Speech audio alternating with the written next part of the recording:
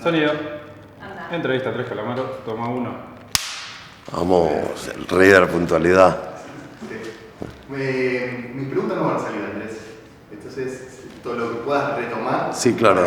Claro, y me mirás a mí para que quede el eje de mirada. Por favor.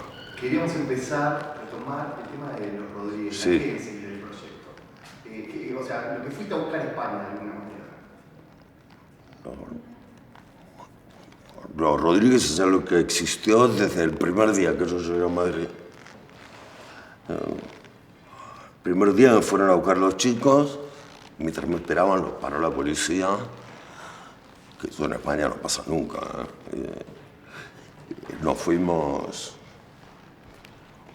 pasamos por un bar de Malasaña, a la vuelta donde más adelante yo viví, compramos porro, fuimos a una sala de ensayo, estaba Willy Crook, estaba Dani Melingo, y ya estábamos ensayando. Después, enseguida nos pusimos en marcha, tardamos un poco en encontrar a Guille, probamos otros bajistas antes. Bueno, fueron unas semanas o meses donde tocábamos nosotros el bajo, pero la verdad que todo iba saliendo, todo iba funcionando. Bien, fue algo que existió.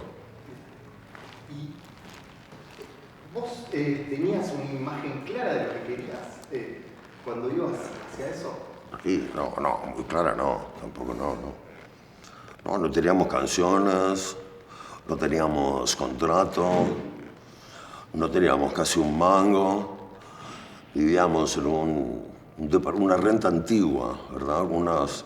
Estos alquileres socialistas que el precio no puede subir en 20 años, es algo que se dinamitó en los 90, pero cuando nosotros llegamos todavía existía. Entonces esto era como un antiguo alquiler que tenía Cecilia, la familia de Ariel, un departamento cheto, un barrio.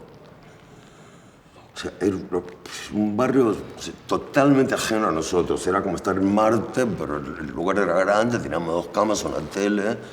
Y me acuerdo que cuando una cosa que nos impactó a todos fue, en aquella época había televisión normal por aire, ¿verdad?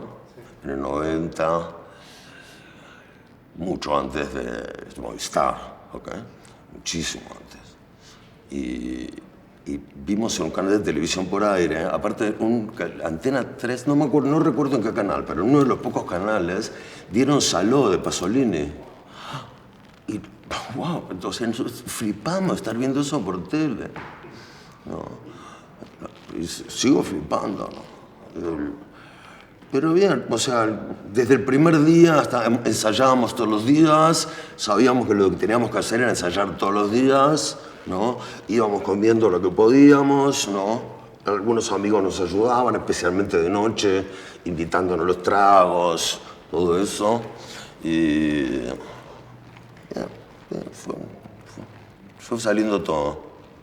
¿Sabes qué? Esto, en la entrevista a Cachorro nos decía que ahora, hace poco, pensaba en esa primer charla que tuvo con vos y con Miguel al momento para la entrada a los abuelos, sí. ¿No? Y él en ese momento te había escuchado un montón y vos habías hablado y le habías contado un montón de cosas.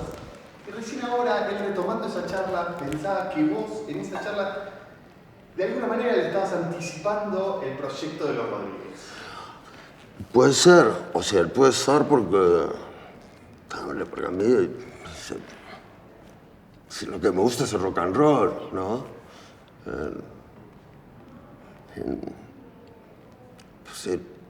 Siempre escuché, o sea, no sé, Lynyrd Skynyrd, Allman Brothers, blues, eso es lo que me gusta a mí. Entonces, pero en esos años 78, 79, 80, las exigencias para un músico de teclados eran insólitas. O sea, había que tocar jazz o tango o canciones de Génesis y Miguel, enseguida que nos encontramos, Miguel me mostró un par de canciones complejas, ¿no? Una era el Gran Orinador, que después Miguel grabó como Americano Soy del Sur, tenía otra letra antes. que son muchísimos acordes, como una canción de Nevia, ¿no? Y bueno, no, o sea, los Abuelos se presentaban como un supergrupo, muy interesante para mí. Además, yo conocía a Miguel como una leyenda, ¿no? Y Cachorro sigue siendo mi gran amigo. Pero es verdad, ¿no? Había fusión, había vanguardia, había poética. Y cuando tuvimos aquella reunión, todavía no había aparecido Gustavo. O sea, Gustavo es fundamental. Para mí estar en un grupo con el Bajo Costa Rica era definitivo. Con Miguel y con Costa Rica, en el mismo grupo. Apolo ya lo había visto tocar con Miguel Zabaleta, con Bubu, también. Un supergrupo. Lo que nosotros sentimos estudiándote un poco, y lo que queremos saber si vos sos consciente, es que sos un poco un oráculo. ¿Un qué? Un oráculo. Una persona que Rambo, me hace que decir. No, en serio, una persona que ve un poco antes que los demás. Bueno, eso puede ser, ¿no? No es tan difícil ver antes que los demás, porque eso, ¿no? Mirá argentinos, ¿no? En Argentina es fácil predecir el futuro, porque se parece mucho a cosas que ya vimos pasar, inclusive, o sea, lo único que esperamos del futuro es que no se repitan las peores cosas que pasaron en nuestro país. Ahora, fíjate que cuando empezaste a mencionarme aquel encuentro que tuvimos, nos fuimos a un bar donde hay ahora una casa de pinturas, Salguero y Las Heras. Había un bar en una esquina. Y es que no recuerdo lo que hablé, ¿no? O sea, la verdad que me considero un pesimista, ¿no? Entonces, ¿no? Pero bueno, el pesimista también es un oráculo, ¿no? O sea, un oráculo pesimista tal vez es el único oráculo posible, ¿no? No sé, o sea, yo tengo mis propios oráculos. Tampoco quiero sentarme en esa misma mesa, pero bueno, es posible. En la época con Rodríguez teníamos un intercambio con el manager Víctor García, ¿no? En algún momento del viaje yo le decía a Víctor, hoy el concierto va a salir así, así, así. No recuerdo. No, a Víctor le gustaba recordarlo, ¿no? No sé exactamente qué le decía, ¿no? Pero supongo yo que es una serie de cálculos, ¿no? O sea, lo interesante del oráculo es que el oráculo no da la información precisa, ¿no? El oráculo es lo que en Oriente es el I Ching, ¿verdad? O sea, prácticamente estás abriendo cualquier página del libro, después interpretando, ¿no? a ese oráculo. Por ejemplo, la verdad que Cachorro era mucho más preclaro que yo. Más que oráculo, era preclaro Cachorro. O sea, Cachorro sí que tenía pensado las cosas como ocurrieron con Rodríguez, sin duda, ¿no? Aparte me lo dijo, me lo dejó claro, ¿verdad? Y Cachorro es el que mueve las piezas, el que consigue a alguien le paga el pasaje a Miguel para traerlo de vuelta. O sea, el Cachorro está ahí operando desde el principio, antes que aparezcamos nosotros, ¿verdad? Entonces, o sea, la verdad que, o sea, más oráculo y más preclaro, mi querido Cacharro. Pero vos viste, digamos, trabajaste para una industria musical que se terminó formando muchísimos años después. Lo de armar una página web, lo de las músicas, lo de entender que era la cantidad de temas. Bueno, no, digo, eso, o sea, digamos, por ahí lo hiciste de manera inconsciente, pero. Lo que pasa es que nosotros somos generación cassette, entonces, ¿no? O sea, la generación cassette piensa en 60 minutos o en 90 minutos, ¿verdad? De música. 90 minutos ya es más que un disco. Y 10 cassettes de 90 minutos, ni te cuento, ¿no? O sea, todos teníamos cientos de cassettes, ¿no? Incluso, o sea, es involuntario, pero Salmón lo grabamos en cassette. También en la portaestudio de cassette, ¿no?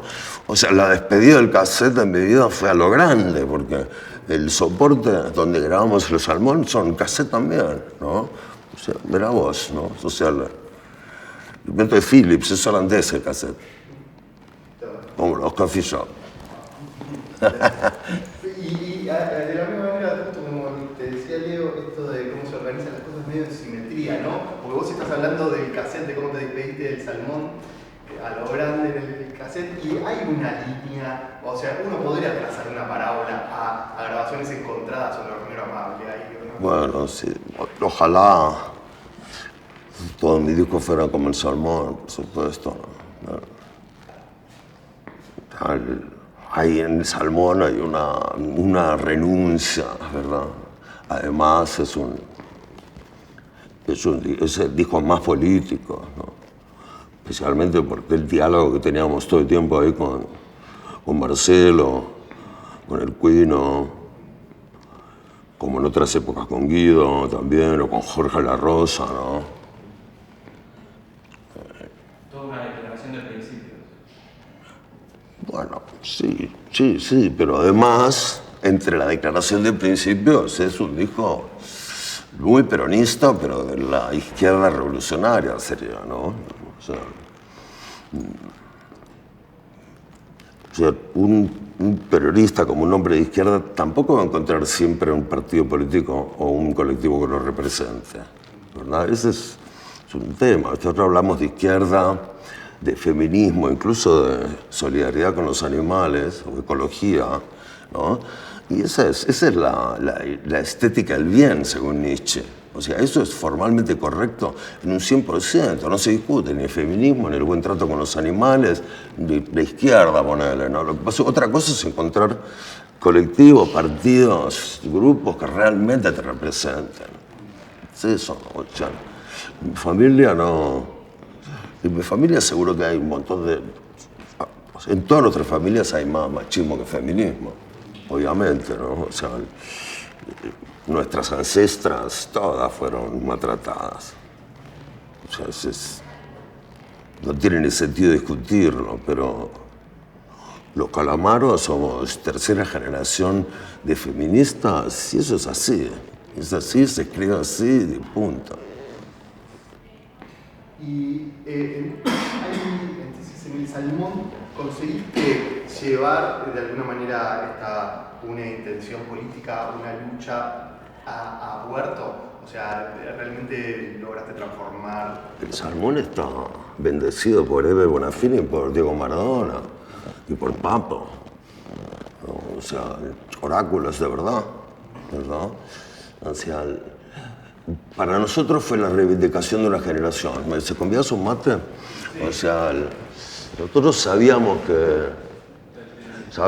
con Marcelo, ¿no? Que como rockeros y como reventados no éramos reconocidos por la izquierda de los intelectuales, por la izquierda revolucionaria, ni por Montonero, ni por Madre de Plaza de Mayo, ¿no? Quedamos como en una especie de... Esto sí era una grieta. La nuestra era una grieta, pero estábamos adentro de la grieta. No importaba lo que había a los dos lados de la grieta. Nuestra grieta era estar adentro de la grieta. Y esa grieta es una generación intermedia que... O sea, casi motoreros desaparecidos, casi combatientes de Malvinas. ¿Ok? Nosotros teníamos presente que Eben no consideraba a nuestra generación como comprometida y de alguna manera el salmón, que puede ser visto como una especie de suicidio, ¿no? Discográfico, artístico o personal incluso, más que discográfico ni hablar. Pero sentíamos que nos estábamos reivindicando un poco a nosotros y con bestialismo, que es lo que nos gustaba, ¿no? Hablaba ayer un rato largo, tarde en la noche, con Tania Melinko sobre las vidas que nos conocemos el uno del otro, ¿no? Y con Daniel no solamente nos conocemos, hombre, ya teníamos 20, 24 años cuando nos conocimos, ¿verdad? Pero esos años que estuvimos con los abuelos fueron como una o dos vidas nuevas para nosotros, lo que éramos antes. Pero después nos encontramos bueno, nos encontramos en el Pogo Ricotero, en el Paracultural, y finalmente en Madrid. Y nos tocó vivir un Madrid espléndido. Fuimos privilegiados porque vivimos en el mejor Madrid y conocimos a Javier Corcovado, a Quique Turmix, a Alberto García Alix, de Pérez Reverte, los príncipes del flamenco, finalmente los toreros, ¿no? Podemos contarlo, la verdad, nos dieron todas las armas y las quisimos probar todas, ¿verdad? Es así, pero ese será como es nuestro mandato, o sea, nuestro mandato es decir a todo que sí, ¿no? Y Freak Brother, eso, somos como los Freak Brother, así aprendimos a usar. Esa es la libertad para nosotros, ¿viste? Que pasamos toda nuestra adolescencia o sea, empieza con la oscuridad del peronismo en el año 74 y 75. Mi adolescencia empieza el 1 de mayo de 1974 en la plaza, con los montoneros ofendidos con Perón, Perón ofendidos con montoneros, que se van. Ese es el principio de mi adolescencia, ¿no? De ahí en adelante, bueno, al año siguiente el decreto, o sea, los políticos suplicando a los militares que exterminen a la izquierda revolucionaria, es la verdad, ¿no? Todos los partidos políticos invitaron a los militares. Es así, ¿no?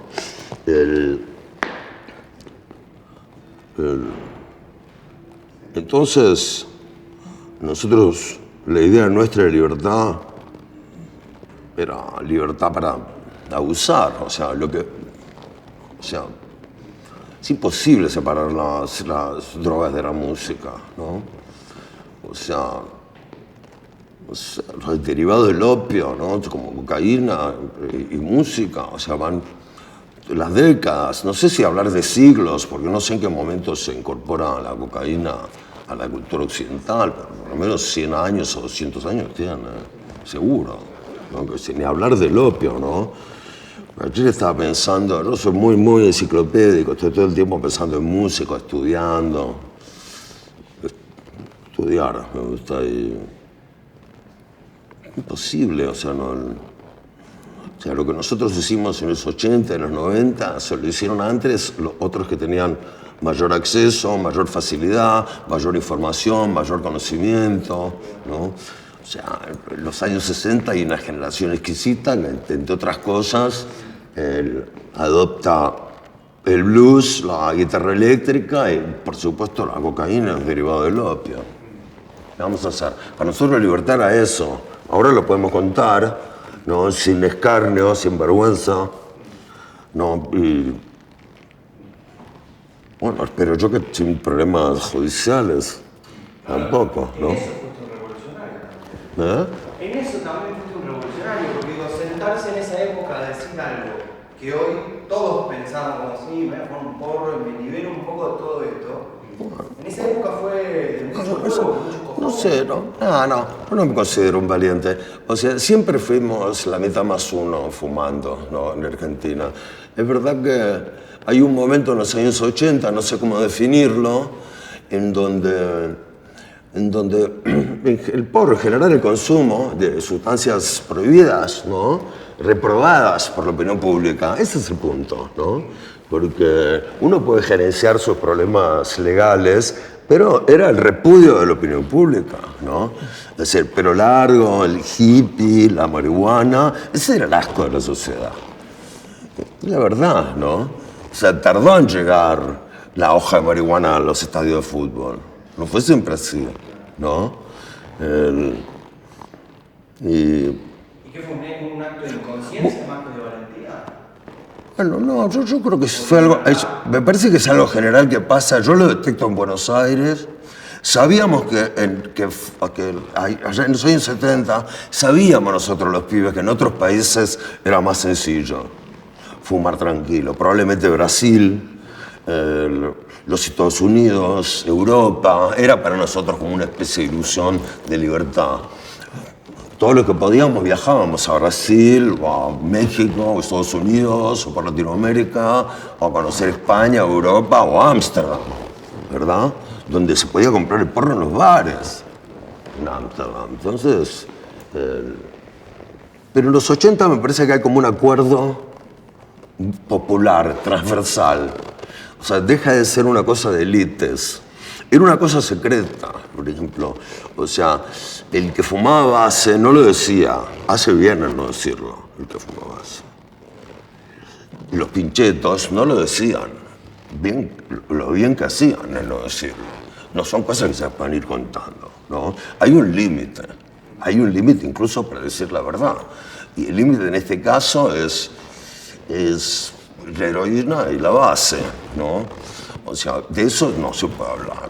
De lo demás sí, yo creo que hay un momento, o sea, bueno, pero en Argentina, o sea, es algo así como esa época de oro en el que coinciden en el tiempo Virus, Sumo y Los Redondos, ¿ok? Entonces, Virus, Sumo y Los Redondos tienen un mensaje más claro de libertad, ¿ok? El mensaje está más claro acá con Luis Alberto, ¿verdad? Miguel Cantilo era más político, ¿no? Charles es muy inteligente, ¿no? Y, bueno, ¿qué puedo decir? ¿No? Yo me conozco todo de Charles de memoria, pero en los 80, ¿viste? Con estos, ¿no? Un poco de Miguel, Federico, Luca, o sea, ¿qué instrumento tocaban? Eran los padachines de la libertad, ponían mucho el pecho, ¿no? O sea, nos enseñaron lo que realmente era la libertad, la alegría, la inteligencia, la cultura, la diversión sexual, ¿ok? No dije diversidad, dije diversión. Poesía, ¿no? Por supuesto, ¿no? Entonces, hay un momento cuando coinciden todos estos, como lo que antes era el underground de Buenos Aires, se hace transversar a la sociedad y ya te cruzas la gente por la calle y, ¿no? La gente se va señalando con el todo bien conmigo, me parece que es un momento interesante, ¿no? Ese post-80, ¿no? Además, lógicamente coincidió con una previa a una crisis económica muy severa. O sea, a partir del 85 las complicaciones económicas, sociales y políticas son muchas. Pero en el año 89, bajo cero son los cortes de luz, ¿verdad? Los cigarrillos se compraban de a uno y el precio de la leche subía 2 veces por día. Esto fue en Argentina y en un año terminó en 9. Y ahí justo vas a buscar el proyecto de los Rodríguez. Y bueno, justo que veníamos con lo del salmón, para lograr ese zoom, hay una relación entre alta sociedad... Haceme las preguntas que mostró Olga que me encantan. Sí, es esa. ¿Hay una relación posible entre alta sociedad, honestidad brutal y el salmón? ¿Hay una relación de causalidad ahí? No, yo creo que esas son como vidas diferentes, ¿no? O sea, fíjate que los métodos para grabar, para hacer las canciones, para escribir son totalmente diferentes. Muchas gracias. En alta sociedad todavía no importan demasiado las canciones, ¿no? Soy yo que me consigo un estudio, ¿no? Y grabando preparo apariencias de canciones, ¿no? En alta sociedad no importan las canciones, no importan las letras, ¿no? Es como el diseño de un crimen, ¿no? Perfecto. Y sin embargo, para honestidad brutal, no, yo tengo decidido que quiero escribir muchas letras, ¿no? Y que quiero multiplicar mi repertorio exponencialmente. Y además es una grabación, bueno, son 9 meses.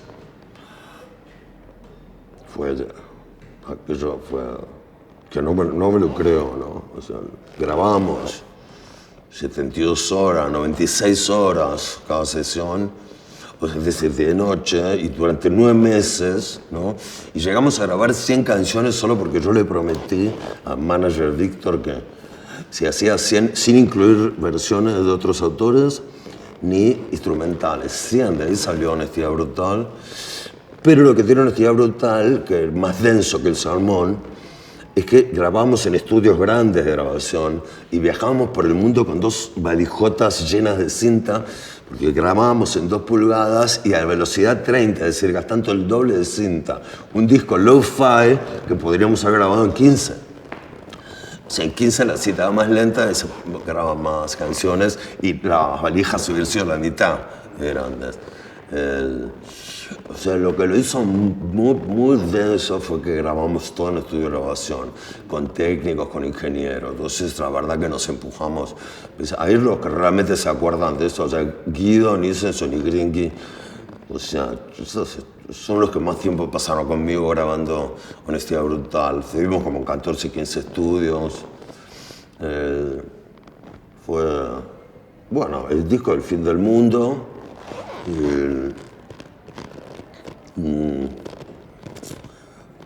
Fue una grabación que empezamos informal, con los ADAT, que era una forma en que se grababa en aquella época, una forma barata de grabar digital en un VHS. ¿Okay? Eso era. Duró un momento, ¿verdad?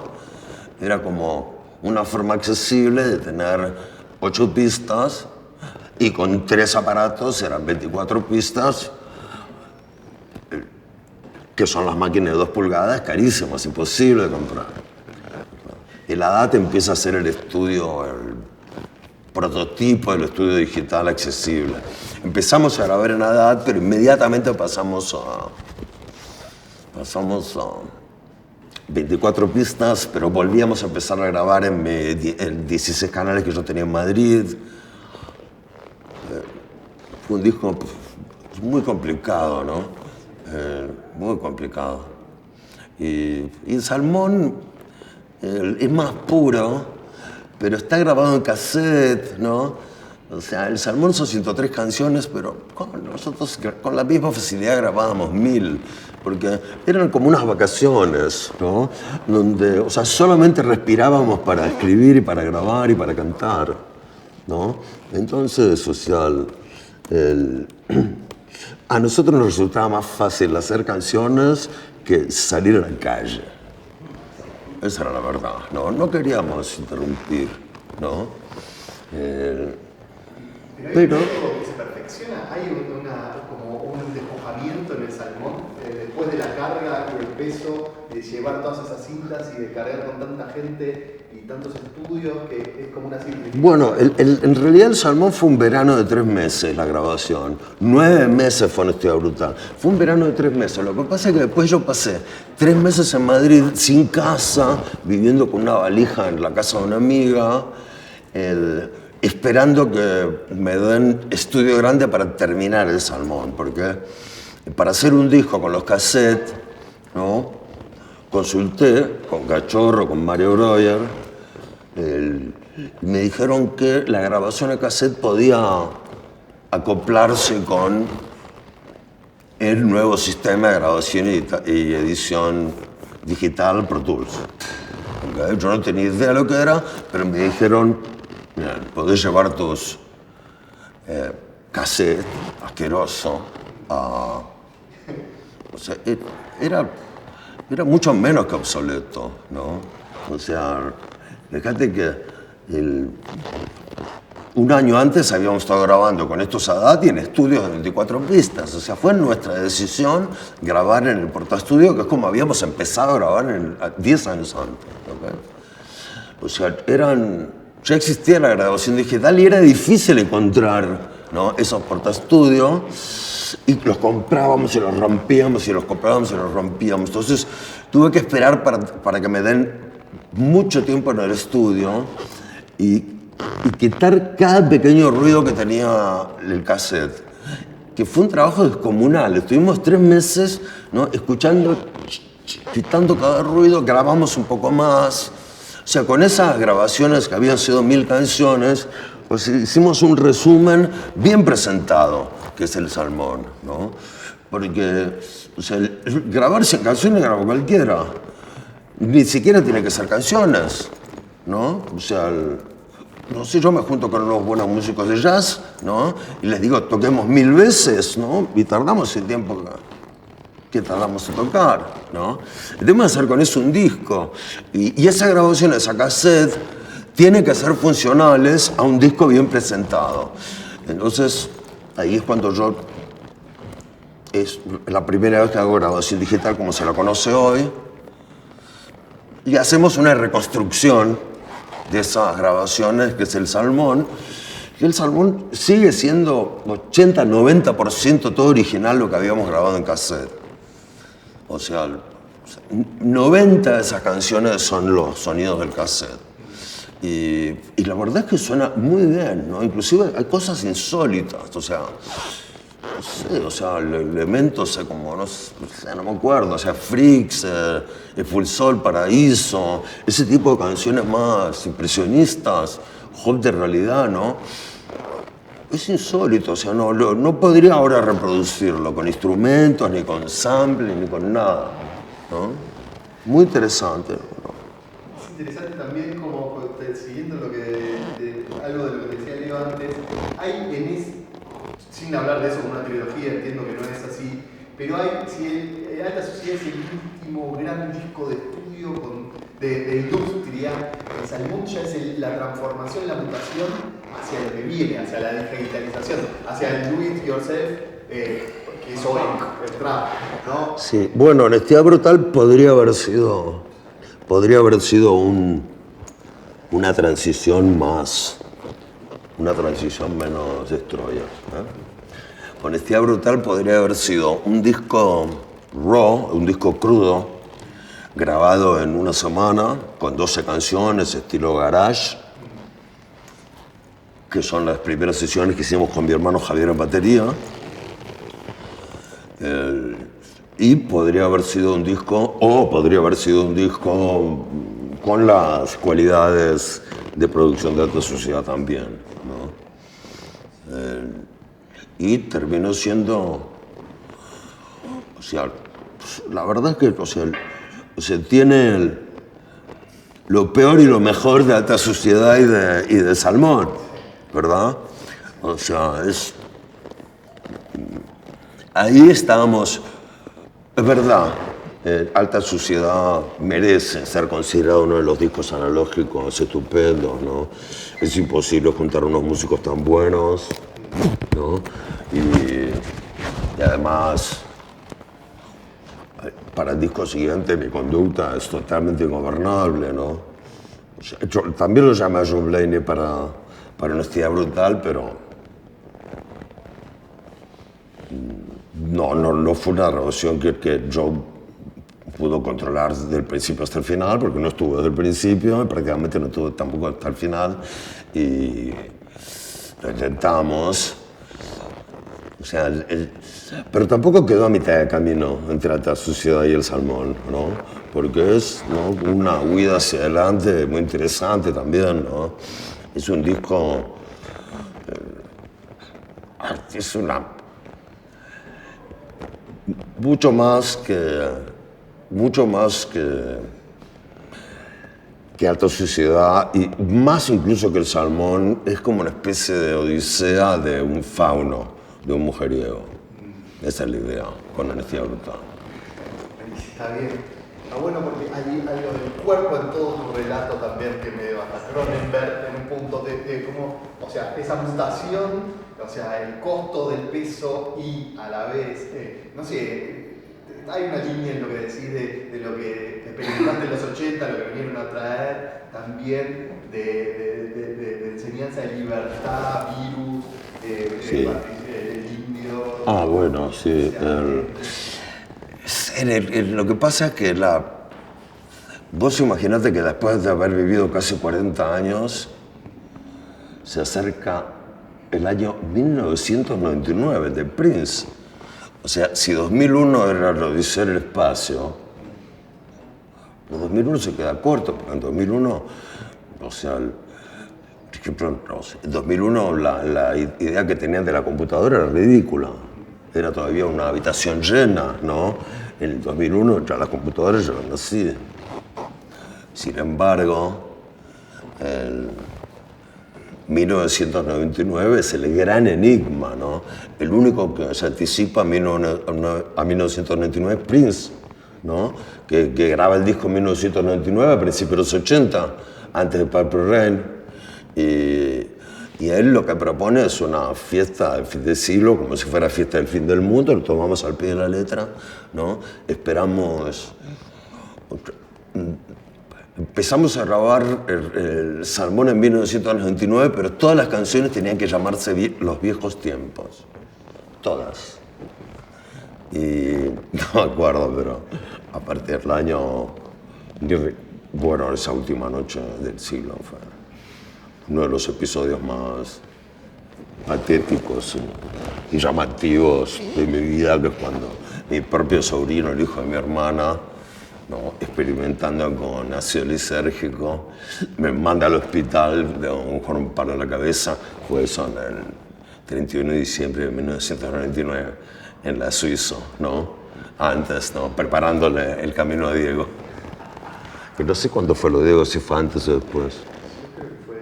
En Punta del Este en 2000, ¿no? ¿De Punta fue a la Suiza? Me parece. Hubo mucha preocupación, ¿eh? Diego. Diego está vivo, Elvis no está vivo. Fue revelador el otro día también que contabas el concepto del regreso, está la tapa, está la huella, ahí está todo para entenderlo, ¿no? Pero no cualquiera regresa. Entonces, Es verdad. Eso es Sí, yo pensé, lo pensé. Estaba en el concierto de un amigo. Fui un par de veces a cantar con Vicentico, a Luna Park. No recuerdo que estábamos viendo y yo pensé, si hacemos un disco en vivo, que no sea disco en vivo.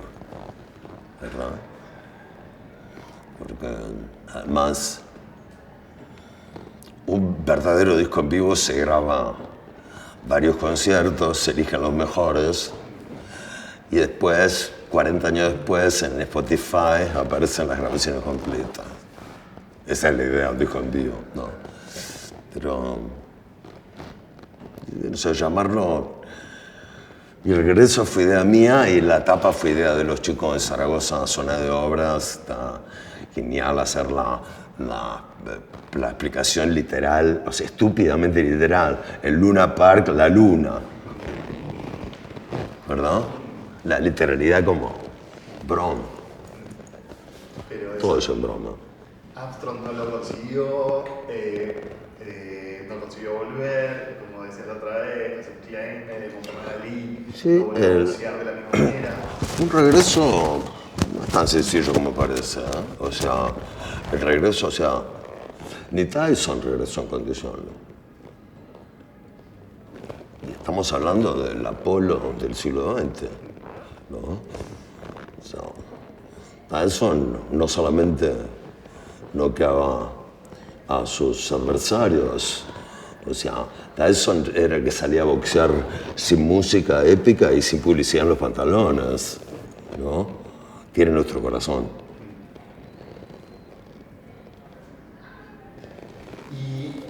Y la tercera pregunta que pasábamos era el hiato que hay. Sí, muy bueno. 5 años, que nos acordamos de la película de Miles Ahead. Ahí va, muy buena. Quedamos entonces que el Salmón en realidad se grabó en 3 meses, ¿no? ¿Qué tan malo puede ocurrir en 3 meses? Todo lo que podía pasar, pasó, ¿no? Me echaron a mis vecinos, ¿no?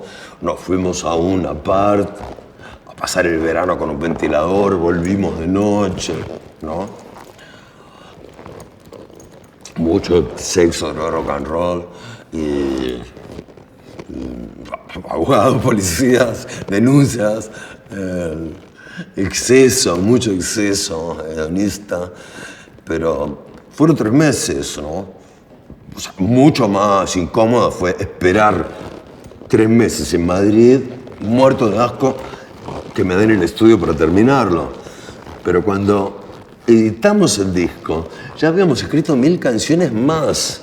O sea, el verdadero Salmón vino después. El verdadero Salmón vino después porque fueron 4 o 5 años más. O sea, el disco El Salmón, muy interesante porque es imposible un disco de casi canciones que no sea interesante. Interesante va a ser. Pero te decía, fueron 3 meses que se hicieron 6 y que se hicieron 9. Ahí terminamos, volví a Buenos Aires y seguimos grabando. Y haciendo canciones. Y nos gustaban mucho y las escuchábamos todo el tiempo, seguíamos ahí. Y eso duró mucho más. Fue difícil librarse de eso, ¿eh? Fue difícil, estuvimos ahí, ¿no? Terminamos el 2000, el 2001, el 2002, el 3 y el 4, ¿no? Como caballo de carrera entre Madrid, entre Buenos Aires. Me instalaba yo ahí en el departamento que tenía en Melo. Volví a comprar después. Y el verdadero Salmón fue después. Y realmente hacíamos miles de canciones, pero además las siguientes grabaciones después del Salmón fueron más atrevidas. Es donde nos hicimos Ñeres con Jorge La Rosa. Cuando realmente empezamos a volar con Jorge y con Marcelo. Es después del Salmón, con los cassettes. Ahí el otro día también... Ese fue ese intermedio fue así. Después, o sea, la rehabilitación no es de un día para el otro tampoco, ¿no? No de un día para el otro. Hice intentos, ¿no? Me reconcilié con una ex, fui a vivir al campo. En el campo unos meses, todo bastante, viviendo en el campo. Me meticé, me convertí en un campesino más, ¿no? Con las mismas botas de goma, la camisa a cuadros, iba a desayunar al bar con el carnicero, con él. Fue muy interesante. Y el episodio del burro. Y en España, ¿no? Entonces, pero como rehabilitación fue bastante complicada, ¿no? O sea, la verdadera rehabilitación lleva tiempo y además hay que hacerlo con un psiquiatra y con nuevas drogas. Hay que cambiar las drogas por otras, no se puede, ¿no? Si no es como saltar de un tren en movimiento, ¿no? Y pretender saltar del tren en movimiento, levantarse perfectamente vestido, planchado y peinado. Es imposible. Imposible, pero no se puede. ¿No? Es así, ¿no? Pero bueno, de a poco fuimos recuperando, ¿no? El ánimo, la apariencia, ¿no? El resto del cuerpo funcionaba, ¿no? Pero sigo recuperando, ¿no? O sea, este año pensé que después de 15 años no solamente ya había recuperado el 100% de mis funciones, sino que este año ya estaba recuperado y mejorado, ¿no? Según mi psiquiatra, que es muy serio, tengo un lóbulo frontal en el cerebro desconocido. Es un científico. El de repuesto, claro. Tiene la rueda de auxilio. Claro. Y la otra pregunta que te pasamos era la lengua popular, el desafío que implicó.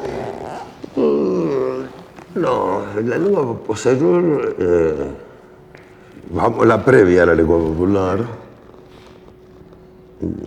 Yo había abandonado las grabaciones domésticas porque inevitablemente me llevaban a la ruina del consumo de drogas. Pero tuvo un par de recaídas. Y por supuesto aproveché para grabar.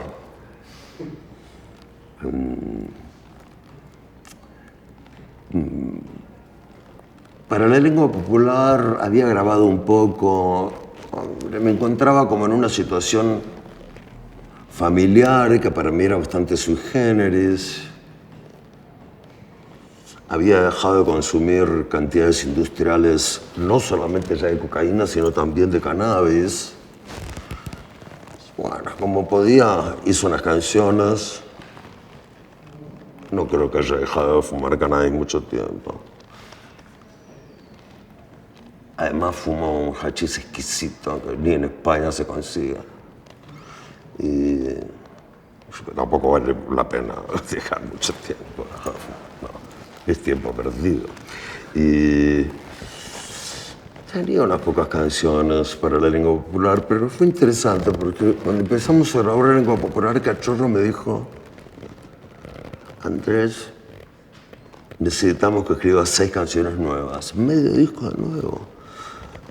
O sea, algo que en algún momento yo hubiera dicho, mañana te las traigo, pero en aquel momento me pareció imposible, ¿no?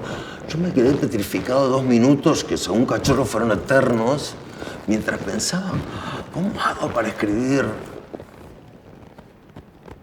Eso pues ya pasó hace un tiempo, ahora sé cómo hacer. O sea, ahora escribo todo el tiempo. Entonces, si hace falta una canción, ya sé por dónde empezar. Porque escribí ayer, anteayer y escribo hoy. ¿Verdad? Tengo un gancho para colgar la ropa, que es la letra en este caso. Tampoco me importan tanto las canciones a mí. O sea, con 0 canciones hubiera hecho música más interesante inclusive, ¿no? O sea, Allman Brothers no son canciones, es un rock contemporáneo, es blues, el rock no necesita canciones, ¿no? Elton John necesita canciones, ¿no? Además, yo me preparé para tocar teclados en varios estilos, ¿no? O sea, la canción sencilla con pocos acordes es como no sé, es algo que me ocurre a mí después de escuchar. O sea, primero escuchamos Frank Zappa, el Capitán Beefheart, Resident, ¿no? El jazz y después, o sea, llegamos al final de los años 70, y Argentina no era un país Stone, Inclusive Papo no tenía lugar, viajaba mucho por Europa.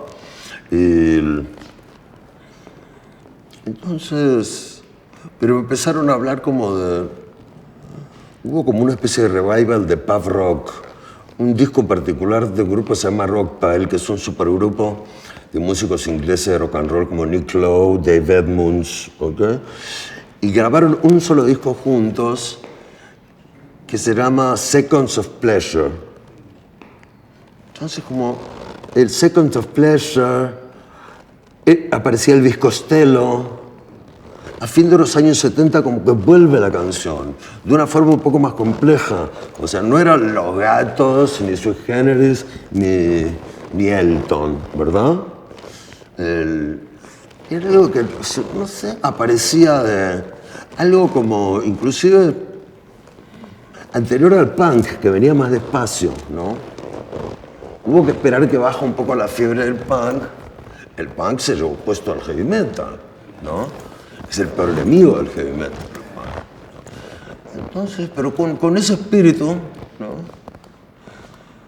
O sea, lo que pasa en los años 80 fueron un disparate, ¿no? No importa, o sea, ya está, ¿no? Espero que me recuerden por el Salmón, Alta Suciedad y por Honestidad Brutal, pero me van a recordar por la Sonora Dinamita de los hermanos Rosario tocando 1000 horas, seguramente, o por el dúo que hice con Juan Gabriel, o el tango con Mariano Mores, y corresponde, de verdad. No, me la banco muy bien, es un honor.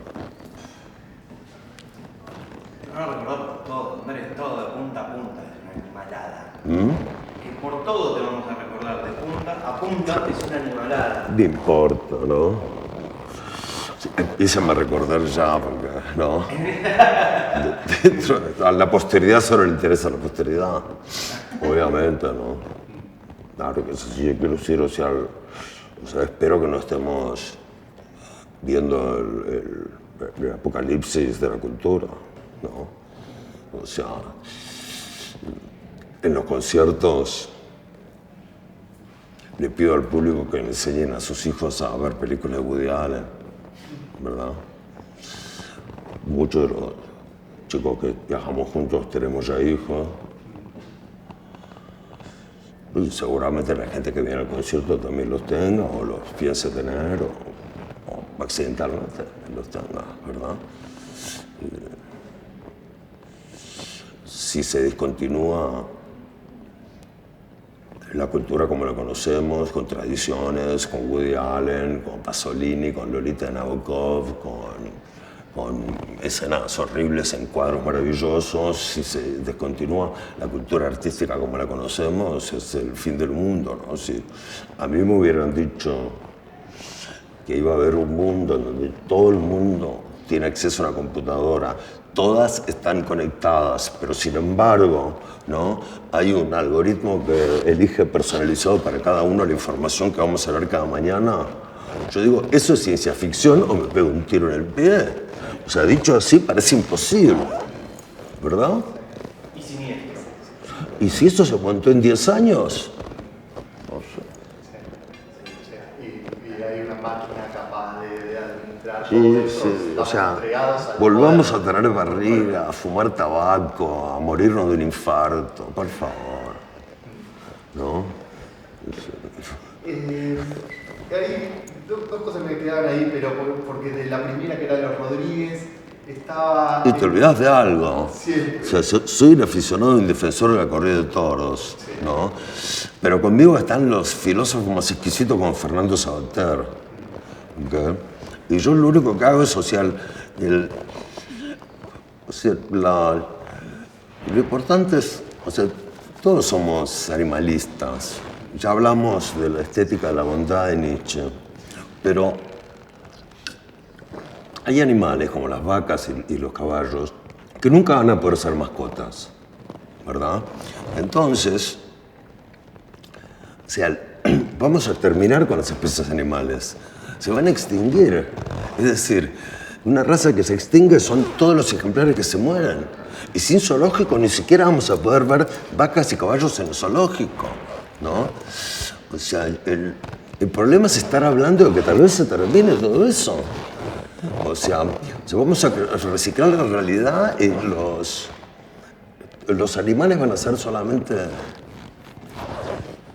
mascotas. Yo voy a poder contar que tengo una comadreja en el jardín de casa, que de mascota no tiene nada, ¿no? Que es un bicho que si lo pudiera matar, lo mataría, ¿no? Pero vos ahí que decís que de alguna manera la hipocresía de atacar la tauromaquia cuando el mundo se consume a sí mismo o el humano se consume todo. Es que, no, si fuera hipocresía no me preocuparía. O sea, si fuera hipocresía, no es la primera vez que la vemos. Si fuera demagogia, si fuera hipocresía, no sería un gran problema. Siempre hubo hipocresía, ¿verdad? Y para matar personas, para cosas mucho peores, ¿verdad? No, el problema es que no sea hipocresía, que sea una ingenuidad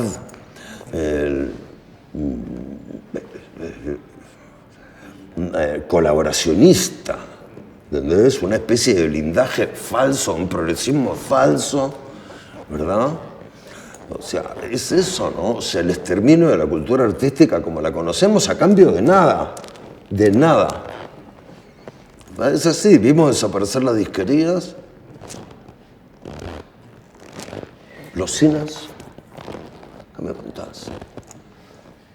Si desaparecieron las disquerías y los cines, vamos a ver el siglo XXII. El número me gusta, ¿no? Según mi propia cábala, el número 22 es el número preferido por los músicos y en general por la bohemia. Yo soy nacido además un día 22. Bueno, yo tengo confianza en el siglo XXII para corregir el rumbo de las cosas. Espero que no sea tarde y vivir para verlo. Me encantaría conocer a un siglo número 22.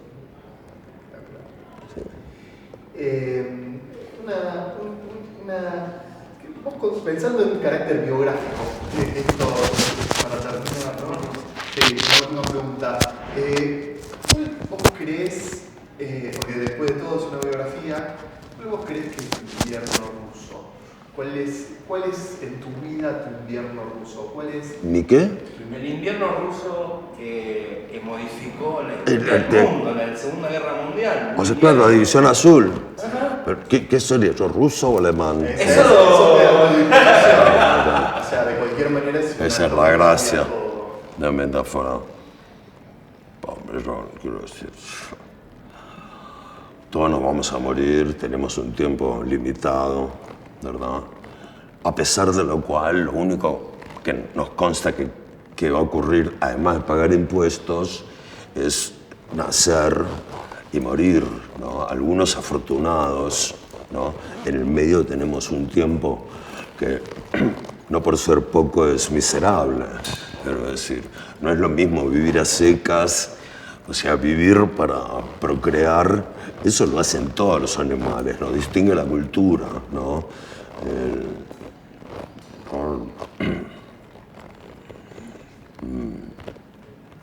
Quitando el destino cuando nos alcance, la verdad que no sé cuál fue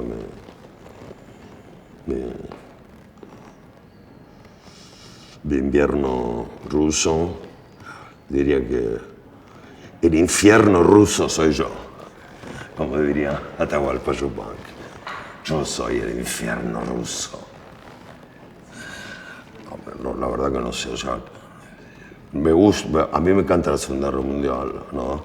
Y el invierno ruso me parece un episodio que parece escrito por Shakespeare, ¿verdad? O sea...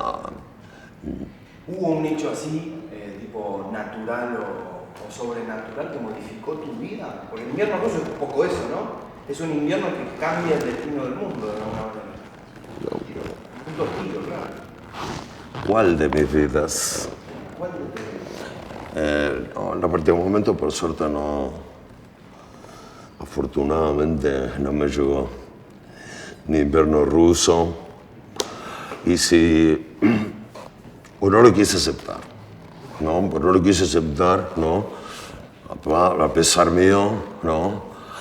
Decía el premio Nobel Camilo José Cela, dice: en España el que resiste gana, ¿ok? ¿Verdad?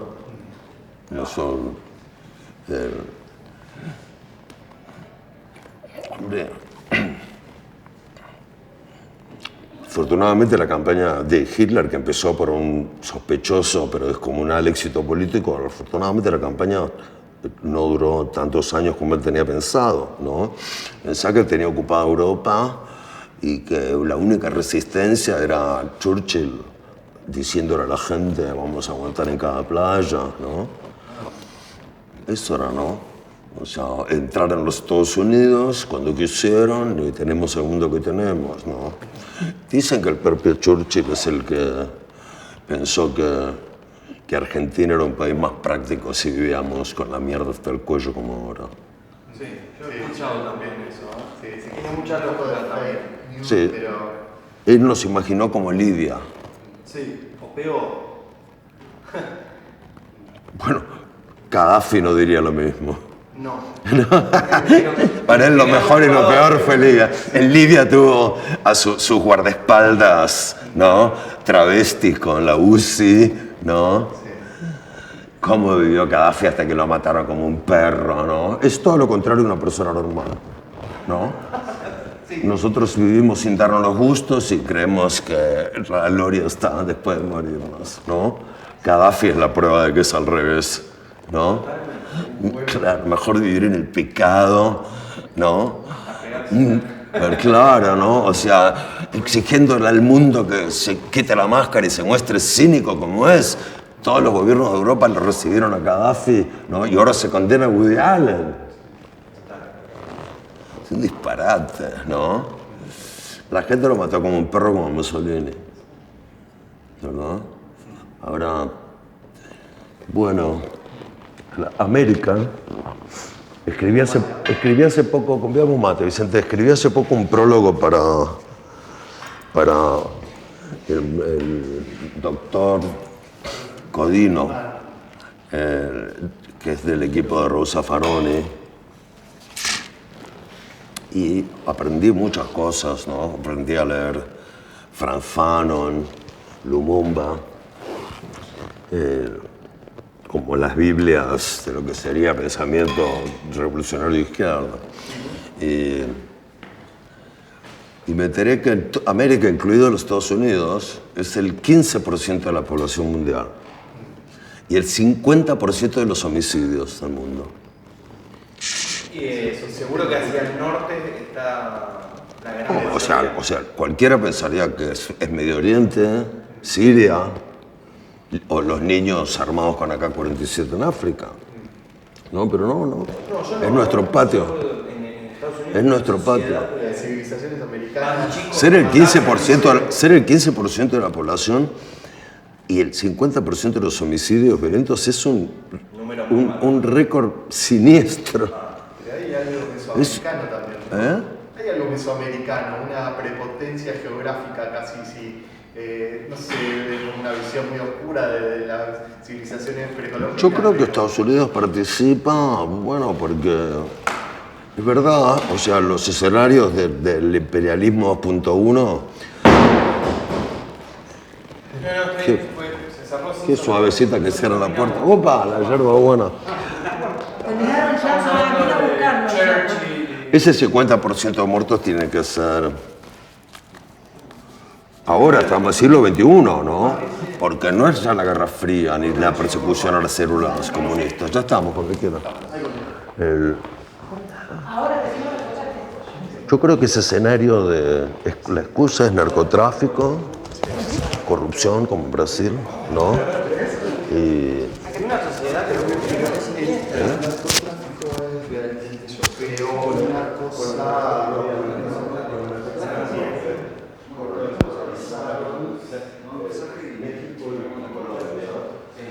Sin embargo,